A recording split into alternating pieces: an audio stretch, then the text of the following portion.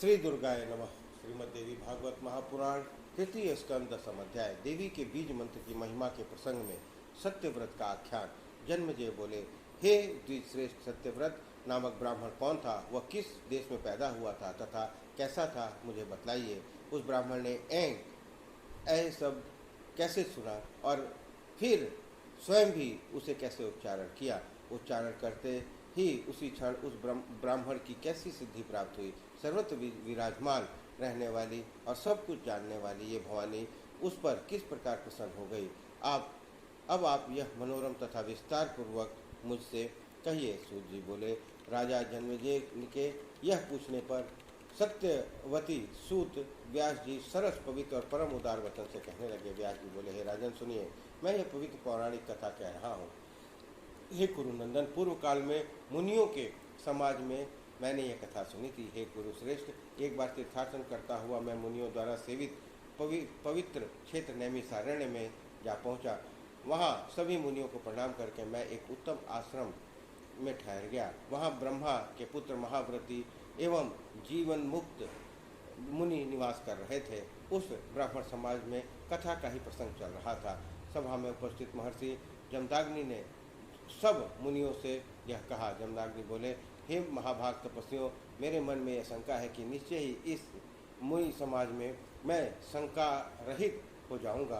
ब्रह्मा, विष्णु, रुद्र, इंद्र, वरुण, अग्नि, कुबेर, वायु, विश्वकर्मा, कार्तिकेय, गणेश, सूर्य, दोनों अश्विनी कुमार, भग, पुखा, चंद्रमा और सभी ग्रह, इन सब में सबसे अधिक आराधनीय और अभीष्ट फल प्रदान करने वाला कौन है? उनमें कौन देवता सदा सेव्य और प्रसन्न से शीघ्र प्रसन्न होने वाला है? हे मानद, हे सर्वज्ञ, हे व्रतधारी मुनिगण, आप हमें शीघ्र बताएं। जिस प्रकार जमदाग्नि के प्रश्न पूछने पर लोमस ऋषि ने कहा, हे जमदग्नि, आपने इस समय जो प्रश्न पूछा है उसे सुनिए। आपके कल्याण की इच्छा रखने वाले सभी लोगों के लिए वे एकमात्र महाशक्ति ही आराधनीय है। वे ही परा प्रकृति, आदि स्वरूपा, सर्वगामिनी, सर्वदायिनी, कल्याणकारिणी है। वे ही ब्रह्मा आदि श्रेष्ठ देवताओं की जननी है और वे ही संसार रूपी वृक्ष की मूल रूपिणी आदि प्रकृति हैं। वे भगवती केवल उनका नाम उच्चारण और स्मरण करने से ही निश्चित रूप से अभीष्ट फल प्रदान करती हैं। ये जो लोग उनकी उपासना करते हैं, वे वरदान देने के लिए वे सर्वदा दयालुचित रहती हैं। हे मुनिगण, उनके नामाक्षर के उच्चारण मात्र से ही एक ब्राह्मण ने जिस प्रकार सिद्धि प्राप्त कर ली, वह पवित्र वृत्तांत मैं आप लोगों से कहता हूँ। कौशल देश में देवदत्त नाम का एक विद्वान ब्राह्मण रहता था। वह निसंतान था, इसलिए अपने पुत्र प्राप्ति के लिए विधिपूर्वक यज्ञ किया। तमसा नदी के तट पर पहुंचकर उसने उत्तम यज्ञ मंडप बनाया और वेदज्ञ और यज्ञ कर्म से निपुण ब्राह्मणों को आमंत्रित करके विधिपूर्वक यज्ञ बुद्धि बनवाकर तथा अग्नि स्थापन करके उस श्रेष्ठ ब्राह्मण ने विधिवत पुत्रेष्टि यज्ञ आरंभ किया। उसने उस यज्ञ में मुनिवर सुहोत्र को ब्रह्मा, यज्ञ वालक्य को अर्धवयु और बृहस्पति को होता, पैल मुनि को प्रस्तोता और गुभिल को उद्गाता बनाया और अन्यान्य उपस्थित मुनियों को यज्ञ का सभासद बनाकर उन्हें विधिवत प्राचुर धन प्रदान किया। सामवेद का ज्ञान करने वाले श्रेष्ठ उद्गाता गोभिल मुनि सातों स्वरों से युक्त तथा स्वरित से सम्मानित रथंतर साम का गान करने लगे। बार बार श्वास लेने के कारण गोभिल का स्वर भंग हो गया। तब देवदत्त को क्रोध आ गया और उसने तुरंत गोभिल मुनि से कहा, हे मुनि मुख्य, तुम मूर्ख हो। तुमने आज मेरे द्वारा पुत्र प्राप्ति किए जाते हुए इस कर्म में स्वर भंग कर दिया है। तब गोभिल मुनि अत्यंत क्रोधित होकर देवदत्त से कहने लगे, इस यज्ञ के फलस्वरूप उत्पन्न होने वाला तुम्हारा पुत्र मूर्ख, सठ और गूंगा होगा। हे महामते, तभी प्राणियों के शरीर में श्वास आता जाता रहता है, इसे रोक पाना बड़ा कठिन है। अतः ऐसा स्थिति में स्वरभंग हो जाने से में मेरा कोई भी दोष नहीं है।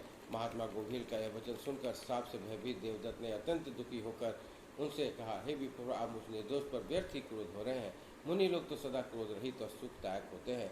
हे विप्र, थोड़े ही अपराध पर आपने मुझे शाप क्यों दे दिया? पुत्रहीन होने के कारण मैं तो पहले से ही बहुत दुखी था, उस पर भी शाप देकर आपने मुझे बहुत दुखित कर दिया। वेद के विद्वानों का कहा है कि यदि मूर्ख पुत्र की अपेक्षा पुत्रहीन होना ज़्यादा अच्छा है, उस पर मूर्ख ब्राह्मण तो सबके लिए निंदनीय होता है।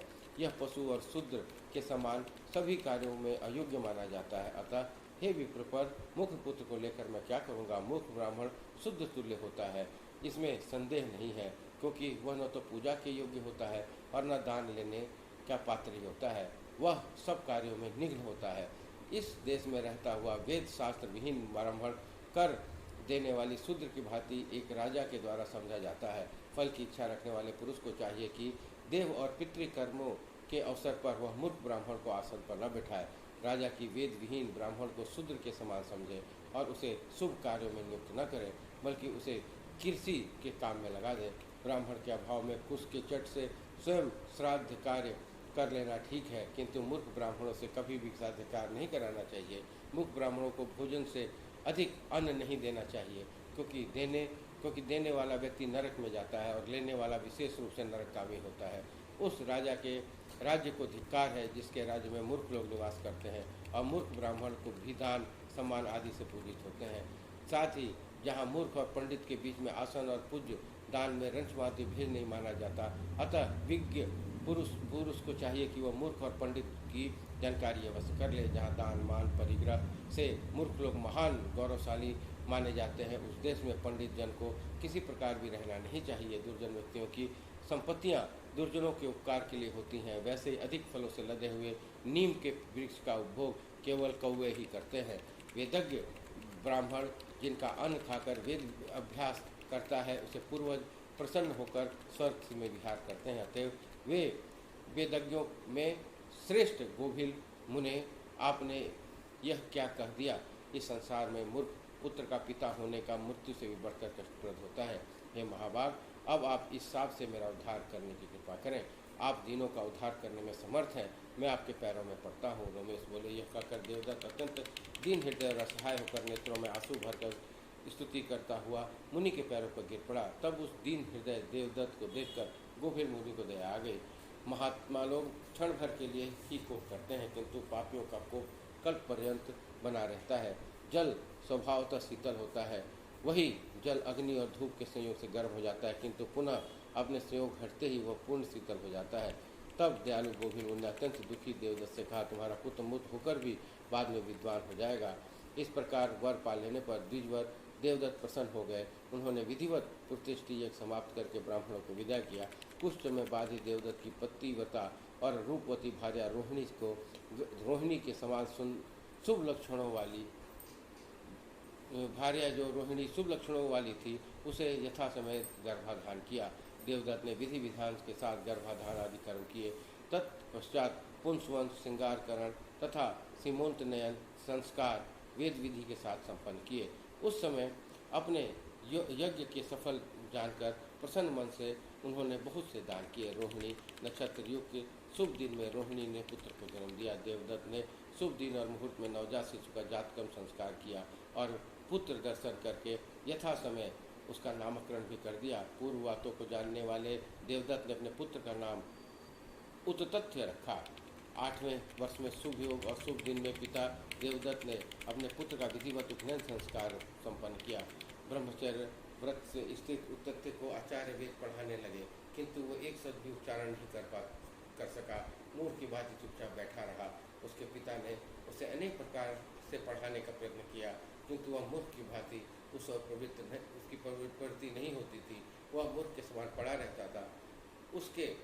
इससे उसके पिता देवदत्त उसके लिए बहुत चिंतित हुए। एक बार निरंतर वेद अभ्यास करते हुए वह बालक 12 वर्ष का हो गया, किंतु भली भांति संध्या वंदन करते वक्त विधि को न जान पाया। सभी ब्राह्मण तपस्वियों और अन्य लोगों में इस बात की विस्तृत रूप से फैल गई कि देवदत्त का पुत्र महामूर्ख निकला।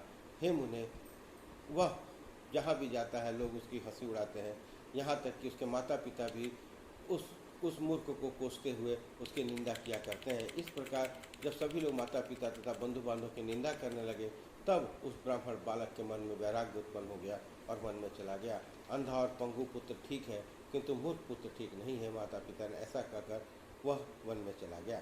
गंगा के किनारे एक उत्तम स्थान पर सुंदर पर्णकुटी बनाकर वह वनवासी का जीवन व्यतीत करते हुए एक निष्ठ होकर वहीं रहने लगा। मैं असत्य नहीं बोलूँगा, ऐसी दृढ़ प्रतिज्ञा करके ब्रह्मचर्य व्रत का पालन करते हुए वह उसी सुंदर वन में आश्रम में रहने लगा। इस प्रकार श्रीमद् देवी भागवत महापुराण तृतीय स्कंद 10वां अध्याय संपूर्ण हुआ। बोलिए दुर्गा महारानी की जय।